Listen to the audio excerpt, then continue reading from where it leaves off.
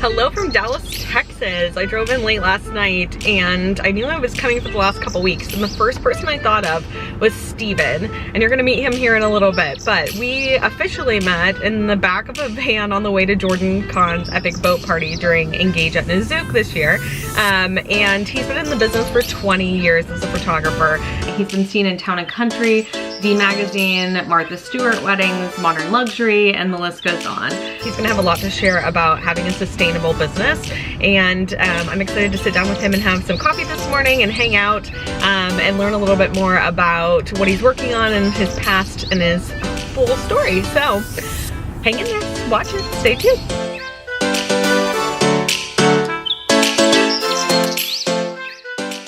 Tell me about your start. Well, okay, I was long ago when I actually, yeah, back before the internet. Actually, true story. Before the internet, before I actually had a computer, I was working as a photo assistant. Met some photographers, started assisting photographers. Got into the commercial fashion in Dallas, which was catalog like JCPenney's and Dillard's and that kind of stuff. Assisted in big studios, and my wife was actually a producer for a fashion photographer for JCPenney's, and she actually hired me to assist him on a 2 or 3 week shoot. And I walk in and met her, and we immediately kind of hit it off, and she kept hiring me, and we started dating, and that was 98, 97, 98, I think it might have been 98. We were dating for a while. She was studying photography at night school on the side. She started working for a wedding photography company that kind of did these crazy book us all day package, and their son shot It's like for a them. whole different world of what we know now and photographers know now. They used to shoot the cheapest film they could buy, and they would shoot a ton of film. So we made a lot of mistakes. We were able to just shoot however much we wanted. This is pre-digital days. So we would shoot, 30, 40 rolls of film at a wedding, which was a lot at the time. And we really got to experiment and kind of learn how to shoot together. The guy she was shooting with left. They needed another person to fill in. I was like, okay, I'll do it. I wasn't intending to ever get into weddings.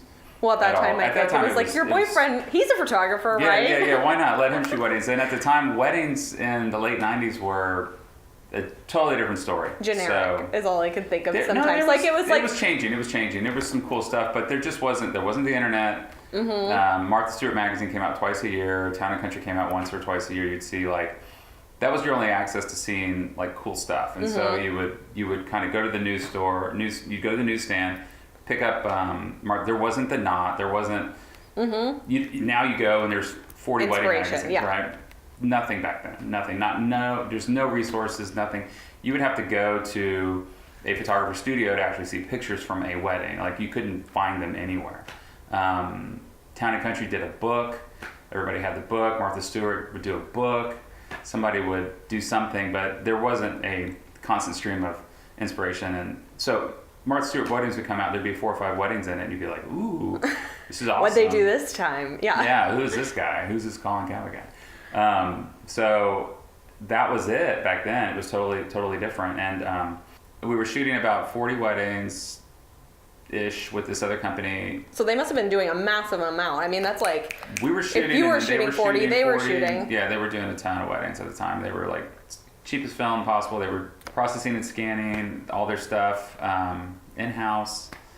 Anyway, we learned a lot from working from them, made a lot of mistakes, got through our early Decided phase. you liked working Decided, together. This is great. We could actually do this and make some money on the side. Let's do our own business. And our neighbors were getting married, and they asked us to shoot their wedding, and we said, okay, let's do it. And so we kind of used that as our kicking off point. Let's do it. And did you own. cold turkey quit and then transition, or did you start dabbling independently alongside your job so that you could make, continue to make income? We did both. So I've always done many different things. And so at the time I was just starting to shoot for local publications. So Paper City and THIE magazine. Mm-hmm.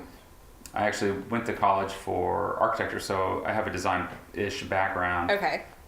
Before I get into photography. So I think it all kind of worked, and I really enjoyed doing it because I like the spaces and shooting that style. And now you're known very much for your editorial work in addition to your weddings. Yeah, and so we were always hoping that, you know, the interior commercial side of my business would take off, but the wedding side of the business just kind of took hold. And so we became deeper and deeper and deeper into the wedding market, which was great. We love it. And bigger and better weddings, and you know, it was. Do you just feel like you're over your career, ride. you've had to stair step it up, like in terms of like, you know, you didn't seek out for luxury, or did you seek out for luxury? What was your kind of, how did you strategize that?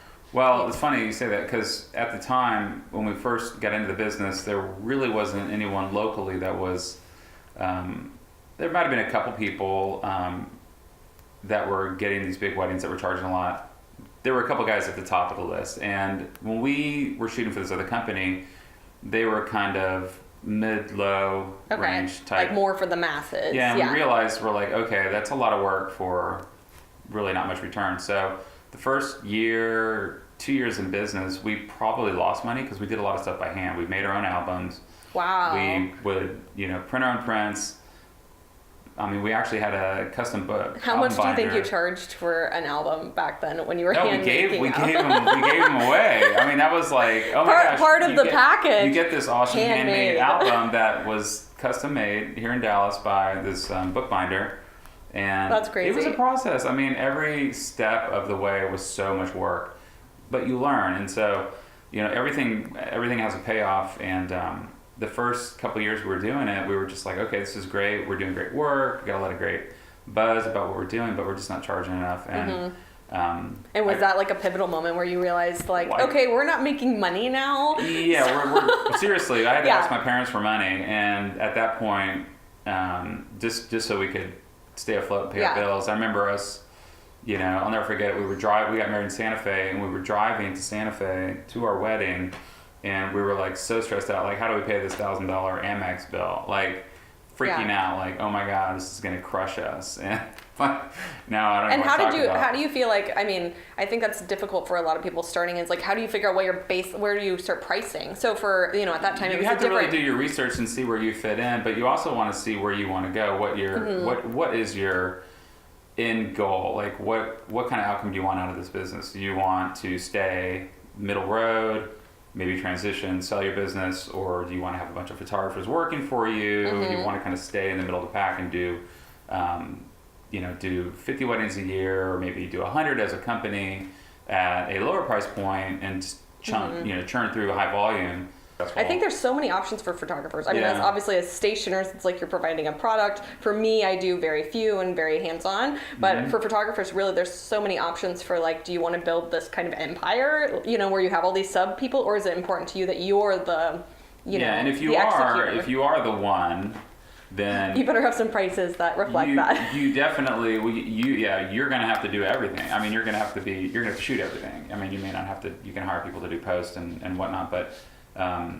You know, I've really seen a shift in sort of the personality of wedding photographers as this, you know, rebirth of film and fine art, and this new generation of brides, and their sort of transition into this different expectation of kind of the process and what the experience is and what they're getting as an end product, and which I know you deal with a lot on your side. And people like you coming into business and actually, you know, educating brides as to kind of, you know, a lot of, I feel like what I do is educate. Yeah, like this is possible, and this is unique and special, and you know, and I feel like a lot of photographers who are kind of steering into this more fine art genre, it's like they know that their time and their product is worth more, and they're charging more, and it's like, and they're probably being a lot smarter and more successful in terms of business strategy and income level. So, you know, it's hard to figure out where you fit in. You don't really know until you do it a couple of years what your workload and what your expenses and time are going to look like. So, and we were talking earlier about productivity and hacks and being a solopreneur and being a self-employed person. We wear many, many, many, many hats. So how have you over time figured out like what structure works for you? You know, how have you determined, like, do you take, I mean, when you work on weekends too, I think it's hard to, like, I mean, you're just working constantly because you're like, oh, it's Monday and I need to be, you know, back in the grind. I don't look at weeks. I think I enjoy the flexibility of taking a morning off, an afternoon off, whatever. I know if I schedule my time right, I can accommodate that. Get what I need to get done when I need to get done. It's really important. I've learned over the years that as you grow your business, no matter what you do, you really have to be adamant about scheduling the important things that you have to get done. Like if it's not on a calendar written down and you stick to it, at 11 o'clock, I'm doing this from 11 to 12, shut everything else down. If you don't do that, everything else piles up. And it can kind of crush you at the end of a week when you realize you kind of have more to do at the end of the week than you did when you started. And I've been there and I've done that, and you just never know what's going to come in on a Tuesday or a Thursday that's going to shift your whole week. So, scheduling is key. I wish I had done more earlier in my career. I just kind of bounced around a lot. And I think sometimes that's where like your business is running you. Like you're just surviving and you're not taking hold of that structure. And I know for me, I try to take what I call a personal retreat every 90 days. So I essentially go lock myself at the lake house or wherever. Nice. And for me, time is like the biggest thing. Yeah. And I feel like every 90 days I have to reset that time structure. And I think also things change. My travel schedule changes, or I'm like, okay, Thursday mornings I need to be grocery shopping, whatever, even personal things. Do you have kind of a time period where you're like, a reevaluation? Like you've been in this business for so many years. Have you found every year you're like, is this working? Is this not working? Like what can I do to change it? Are you doing any self-reflection in that regard? In the last 3 or 4 years, I made it an effort to do either like a workshop or a seminar once or twice a year. And I should have done that beforehand. I should have always done that. I don't know why I didn't do that, but now there's a flood of Are there any really good photographers? I mean, I'm not a photographer, obviously, but for photographers, are there any that really have been beneficial for your business? There's been a few. I worked with this amazing, probably the world's top architectural photographer, who I was sort of a fanboy of.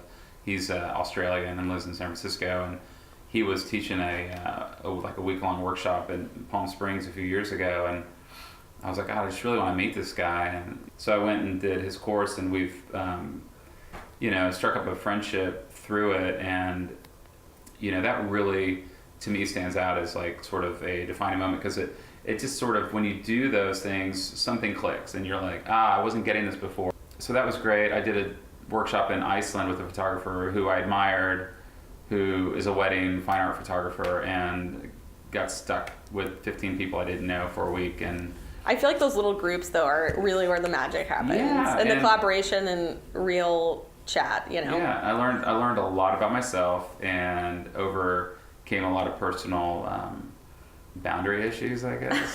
sleeping on the floor next with strangers, 15 people I didn't know, and exactly. For a week. And I highly recommend it. So. On a personal way, I know for me and a lot of my friends in the industry, we really struggle with the comparison game, especially as I've been in this industry for 10 years and seeing the changes, seeing all these people come in who are new and unexperienced and, have a different eye and so forth. How have you mentally continued to encourage yourself as having a big, your slice of the pie and feeling like you're adding to the wedding world? Because I feel like that's normal to feel,